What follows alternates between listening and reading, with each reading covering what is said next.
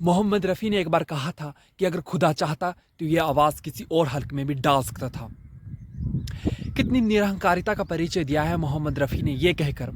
और महान व्यक्तियों के जीवन में अक्सर ही देखा जाता है कि वो महिमा मिलने पर ऊपर नहीं उठते और दुखी होने पर वो अपने आप को नीचे नहीं गिराते, बल्कि साम्य अवस्था में अपने आप को रखते हैं। गीता का भगवान भी अर्जुन को यही कह रहा है। क्या कह रहा है? सुख दुख समय कृत्वा लाभा लाभो जय जयो। कि सुख और दुख को, सर्दी और गर्मी को, लाभ और हानि को एक समान जानो और इन दोनों ही अवस्थाओं में एक समान व्यवहार करो। ऐसे नहीं कि आज परिस्थितियां खराब हैं और अब परिस्थितियां अच्छी हो गई हैं तो हम ऊपर उठ गए, और फिर कभी दुख आया तो हम नीचे चले गए। बाहर की परिस्थितियां तो आनी जानी हैं, लेकिन अंदर की अवस्था एक समान रहे। वैसे तो विकारों की श्रृंखला लंबी है, लेकिन दो ही विकारों में सभी विकारों को समेटा जा सकता है, और वो हैं राग और द्वेष। हमारे साथ कुछ अच्छा हुआ, कुछ सुखद संवेदनाओं का अनुभव हुआ, कुछ अच्छा खाया, कुछ अच्छा देखा, तो सुखद संवेदनाओं से राग उत्पन्न हो जाता है। और कुछ दुखद अनुभव हुआ, कोई कांटा चुभा, कोई कड़वा स्वाद का अनुभव हुआ, तो द्वेष उत्पन्न हो जाता है। राग और द्वेष जीवन भर यही चलता रहता है।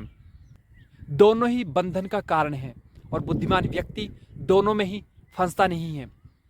चाहे सुख चाहे दुख, एक सोने की जंजीरें हैं और दूसरी लोहे की जंजीरें, दोनों ही व्यक्ति को बांधती हैं, पाश हैं। इसलिए व्यक्ति मुक्ति की तलाश करता है, और व्यक्ति जीवन मुक्त स्थिति का अनुभव कर सकता है अगर वो इन दोनों ही परिस्थितियों में समान रूप से आचरण करे। परिस्थितियाँ फेवरेबल हैं, ये परिस्थितियाँ फेवरेबल नहीं हैं, लेकिन हमारी अवस्था डगमग ना हो, हमारी अवस्था अचल अडोल रहे, हमारी अवस्था एक रस रहे।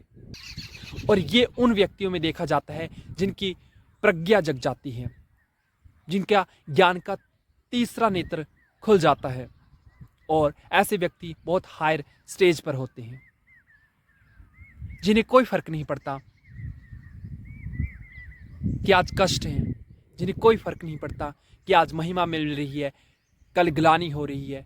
चाहे महिमा मिले या ग्लानि मिले, वो दोनों में ही समान स्थिति में रहते हैं।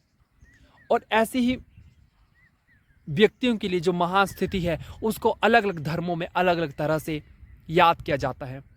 समाधि उसको कहते हैं, प्रज्ञा का जग जाना उसको कहते हैं, ज्ञान का तीसरा नेत्र खुल जाना उसे कहते हैं। समाधि की स्थिति है वो। ज़ेन फिलोसफी में उसे सैटोरी कहा गया है। कैवल्य की वो अवस्था है। बौद्ध धर्म में उसे निर्वाण कहा गया है। क्रिश्चियनिटी में उसे बी एटीट्यूड कहा गया है। अलग अलग धर्मों में चाहे शब्द अलग अलग हैं, लेकिन सभी की अनुभूतियाँ, सभी के अनुभव समान हैं। आज अगर परिस्थितियाँ फेवरेबल हो जाएं और हम अपनी स्थिति को ऊपर ले जाएं, तो कल जब परिस्थितियाँ फेवरेबल नहीं होंगी तब हमारी अवस्था डाउन जरूर हो जाएगी।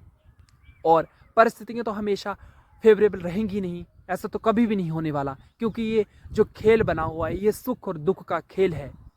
कभी सुख कभी दुख, कभी सुख कभी दुख, ये चलता ही रहता है।